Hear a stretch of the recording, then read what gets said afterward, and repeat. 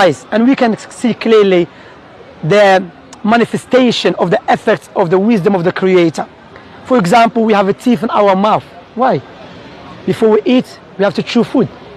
So if we just evolution. Okay. So why you do you believe in God? Yes. Yeah. Okay. A little bit. You believe God? There is a Creator for the universe. Yeah. Are you Christians, by the way, or just believe in God? I'm Muslim. You're Muslim, alhamdulillah. You're Muslim there as well, alhamdulillah. Where are you? I'm Christian. You're Christian. And what country are you from? Turkey. Turkey, yes. Was it Kurdish? You're Kurdish, Turkey. What is Kurdish for? Al-Kurdish, sorry. You know what it means? He's surprised. Where are you from? Turkey. As well, Turkey, mashallah. What I was going to say, so there's many of you here, but what do you know about Islam? Other than this, that we go kill innocent people, which is not true. No. Almost nothing. Okay, we as Muslims, we believe in God, okay? And sorry for taking your time. Thank you for giving me your time. No, we're supposed to stay here, so it's fine. Okay, thank you for it. So, alhamdulillah. So I'm going to speak longer then. So we as Muslims, we believe in God. Okay, we believe there is a Creator for this tremendous, beautiful universe. And we believe based upon the Creator's mercy and justice and wisdom, He chose people amongst us to teach us our purpose of life. Because the logic dictates no one knows our purpose except the one who made us. For example, phone again. If I make a phone and no one made a phone before me, no one will come to know why I made a phone except me, because I'm the first person to make a phone. Likewise, if we establish as a Creator, which there's not any doubt, this tremendous universe indicate must be Creator. Okay? So therefore logic dictates we should go back to Him and He will tell us our purpose of life. That's why the Creator chose prophets and messengers, the likes of Moses, Jesus, Abraham. Are you familiar with these names? Yeah. Jacob, Isaiah, and the last of them is Prophet Muhammad. And when God, because God is the most wise, and we can see clearly the manifestation of the effects of the wisdom of the Creator. For example, we have a teeth in our mouth. Why? Before we eat, we have to chew food. So if we just evolution, how come all of us we have teeth in our mouth? One of us has to have a teeth in his head or teeth in your feet. Likewise, we have a nose next to our mouth. Why? Before you eat, you smell food. Imagine your nose was here and your mouth is here. You start working out, you know, like a gym. But look, you have eyebrows above your eyes. Why? Because the sweat contains the salt. If it keeps going to your eye, it will damage it. You have a joint in your elbows. Why? In order for us to give and take and to eat. So that indicates, that's why in the Quran Allah said, within yourselves there is a science for the existence of the Creator. So we should be grateful to Him. So when the Creator chose prophets and messengers, based upon His wisdom, He gave them something that differentiated them from the rest of the people.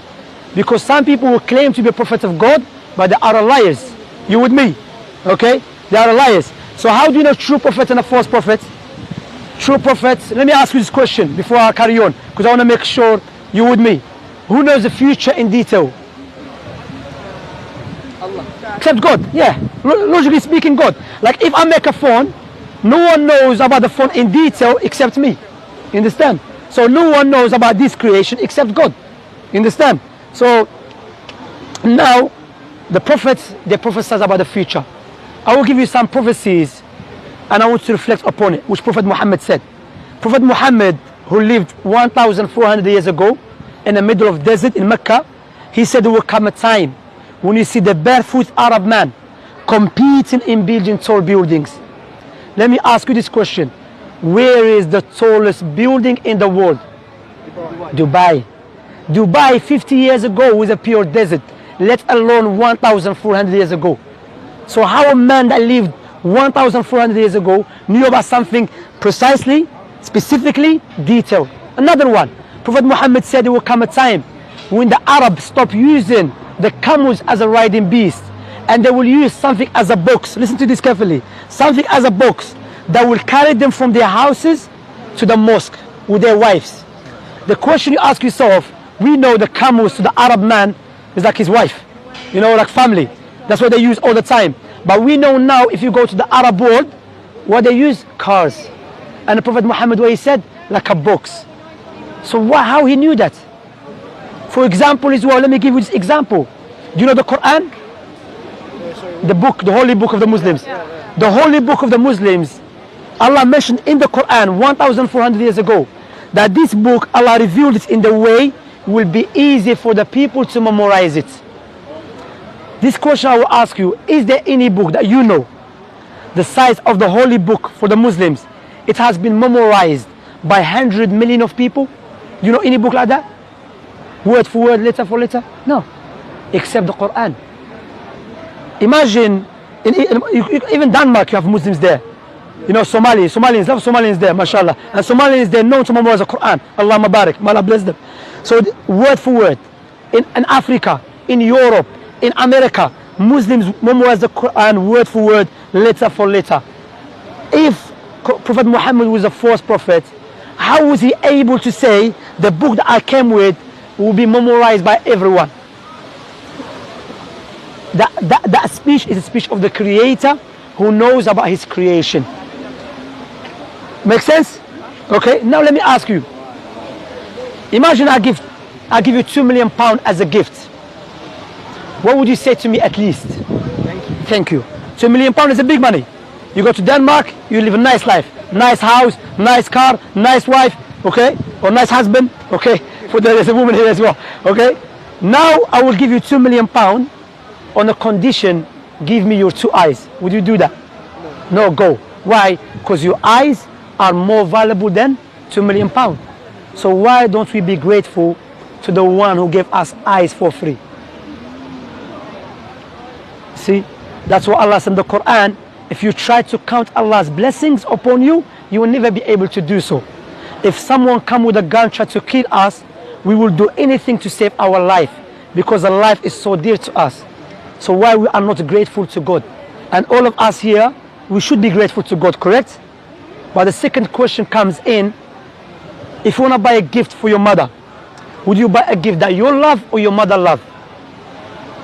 Your mother love. If you want to buy a gift for your mother, you have to ask her what she loves, correct? Likewise, if you want to be grateful and worship the Creator, you should worship Him the way He loves, not the way we love. Why? Because the way we love is subjective. The way He loves is objective. That's what Islam is based upon. When a person, because Islam, not like Christianity, Islam came for everyone. Prophet Muhammad was the last prophet who came for everyone. There were Muslims from even the time of Prophet Muhammad, there were Muslims from the Romans and the Byzantine. The Islam means that I testify that no one worthy of worship except God alone, Allah. And Muhammad is the messenger. What you have to understand, how old are you by the way? All of you 15, 16, unless, okay?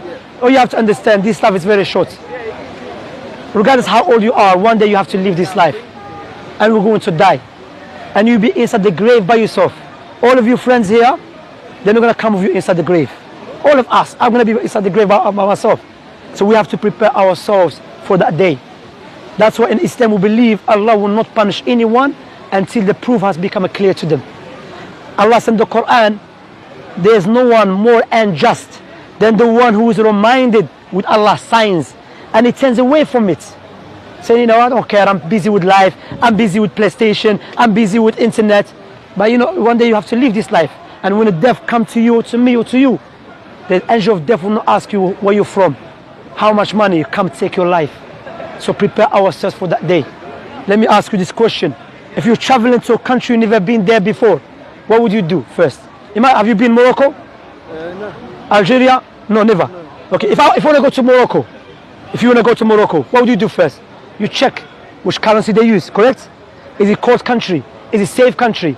You will not say, when I get to Morocco, I will come to know.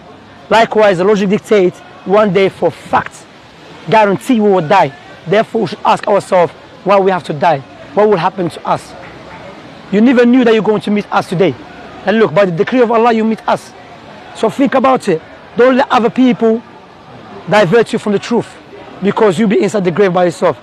What I said so far, does it make sense?